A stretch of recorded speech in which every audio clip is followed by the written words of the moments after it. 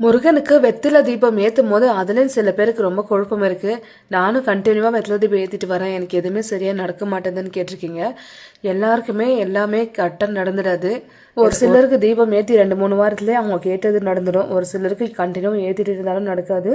So விடாமுயற்சி தான் நம்மளோட வாழ்க்கையே நம்மளுக்கு பாடம். விடாமுயற்சி பண்ணிகிட்டே இருந்தால் நம்மளுக்கு கண்டிப்பாக அது ஒரு நாள் வெற்றி பெறும். ஸோ நம்பிக்கையோட ஏற்றிட்டு வாங்க. இதில் கொஞ்சம் மாற்றம் பண்ணுங்கள். நேற்று தான் எனக்கு ஒருத்தர் சொன்னாங்க, வெத்தில சந்தன குங்குமம் போட்டு வைக்கும் இல்லையா, அந்த சந்தனத்தில் ஒவ்வொரு வெத்திலையும் சரவண பவ எழுதிட்டு நீங்கள் தீபம் ஏற்றுங்க. அதாவது ஒரு வெத்தில சா, இன்னொரு வெத்தில ரா, பா, வா, நா, ஒவ்வொரு வெத்திலையும் ஒவ்வொரு எழுத்து. முருகருக்கு சொந்தமான 6 படை வீடும் அந்த 6 எழுத்துல இருக்கும். இந்த மாதிரி சரவண பவ எழுதிட்டு நீங்கள் தீபம் ஏற்றிட்டு வாங்க.